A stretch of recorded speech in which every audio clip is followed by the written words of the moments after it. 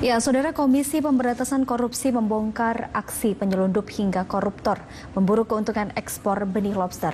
Menteri Kelautan dan Perikanan Edi Prabowo diduga terlibat usai ditemukan barang bukti rekening pempung uang sebesar berisi 9,8 miliar. Uang dari eksportir ini Edi belanjakan barang mewah hingga liburan ke luar negeri. Ya, sejauh mana permainan ekspor benur saat ini terjadi, kami telah terhubung dengan Ketua Umum Asosiasi Nelayan Lobster Indonesia, Rusdianto Samawa. Selamat siang, Pak Rusdianto.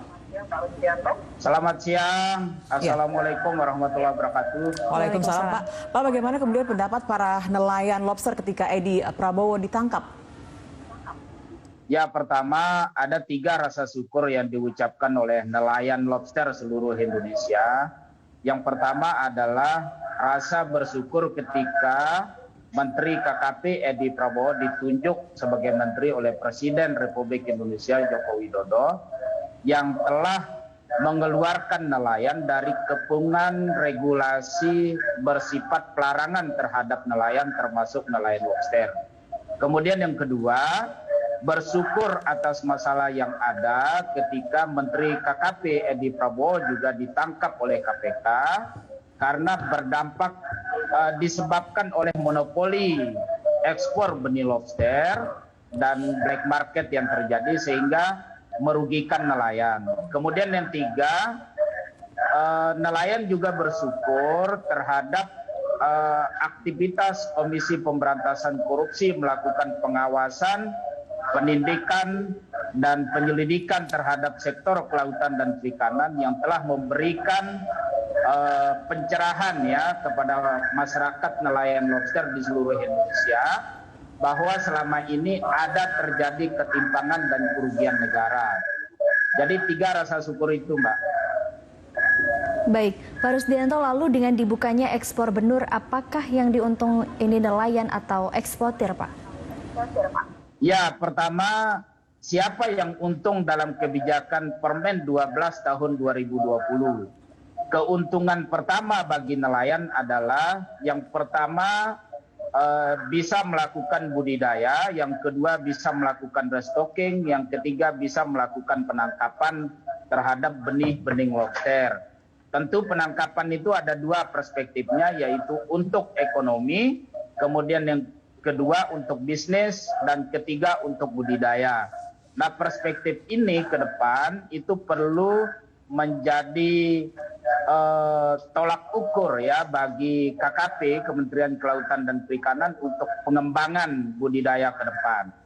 Kemudian yang kedua, bagi eksportir, tentu kami ingin ya Komisi Pemberantasan Korupsi menuntaskan kasus ini karena eksportir ini sudah merugikan nelayan dan merugikan negara akibat monopoli yang mereka lakukan dan black market ketika proses pembelian benih lobster serta distribusi sampai ke Vietnam melalui kargo PT ACK maupun kargo forwarder yang lain. Jadi begitu. Ya, Pak, soal kebijakan ekspor, apakah ini memang merupakan salah satu upaya untuk menertibkan pasar gelap benih lobster begitu? Ya, pertama bagi ekspor benih-benih lobster dalam perspektif Permen 12 tahun 2020 bahwa kesejahteraan nelayan itu terjamin ketika permen ini dibuka kemudian. Kemudian yang kedua, namun dalam proses ekspor ada terjadi banyak kejanggalan-kejanggalan yang perlu dievaluasi ke depan. Jadi kami meminta kepada pemerintah, Kementerian Kelautan dan Perikanan serta lembaga-lembaga negara agar lebih fokus untuk mentransfer power policy ya atau memberikan wewenang kepada pemerintah daerah, terutama contohnya Nusa Tenggara Barat ya di seluruh NTB untuk memberikan pengelolaan yang pasti berdasarkan prinsip-prinsip otonomi daerah karena kebijakan pusat itu penting untuk melakukan hal itu. Tentu instrumennya melalui revisi-revisi Undang-Undang Perikanan, kemudian membuat peraturan-peraturan daerah untuk mengatur pendapatan negara bukan pajak. Sehingga ke depan itu tidak terjadi monopoli dan tidak merugikan negara. Kalau selama ini bahwa ekspor benih lobster adalah tersentral di pusat, maka berpotensi sangat banyak untuk merugikan negara. Karena terjadi monopoli dan black market. Demikian. Baik, Pak, lalu tadi Bapak Rusdianto mengatakan ada pengembangan budidaya. Apakah bagaimana lalu soal budidaya lobster yang dikatakan sulit oleh pemerintah? Ya, pertama memang problem yang paling berat dan paling mendasar di lobster ini adalah sejarah di negara kita ini sangat sulit untuk menentukan teknologi pembudidaya lobster untuk melakukan pembesaran.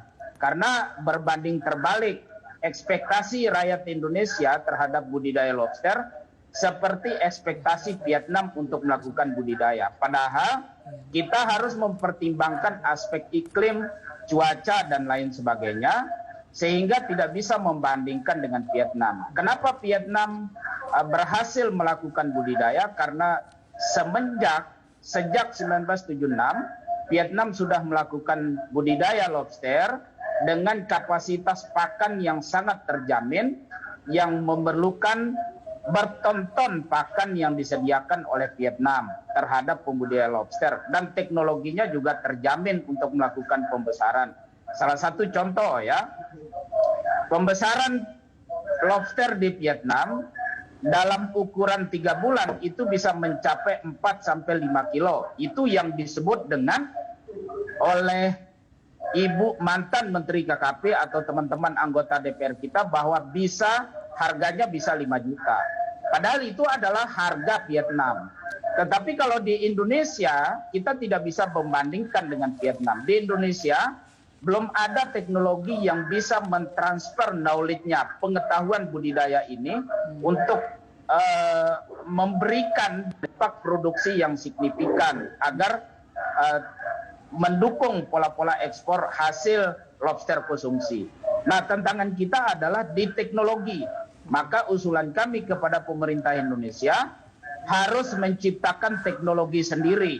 Karena beberapa studi banding ke Australia, teman-teman ACIAR dan lain sebagainya, bahwa limpahan benih lobster ke Nusa Tenggara Barat, benih yang terbaik ya di dunia, di NTB, itu harus menciptakan teknologi yang sesuai dengan kondisi dan iklim di Indonesia.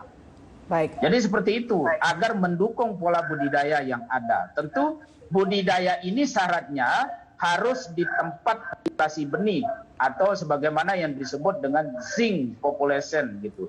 Jadi ada populasi benih itu yang harus menempatkan faktor budidayanya agar budidaya itu bisa berhasil. Karena roadmap Kementerian Kelautan dan Perikanan tahun 2025 itu bisa menjadi 1 juta ton ekspor hasil lobster konsumsi.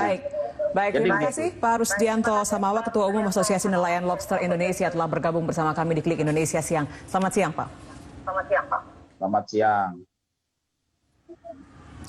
Saudara, kasus kumulatif HIV/AIDS di Indonesia terus merangkak naik.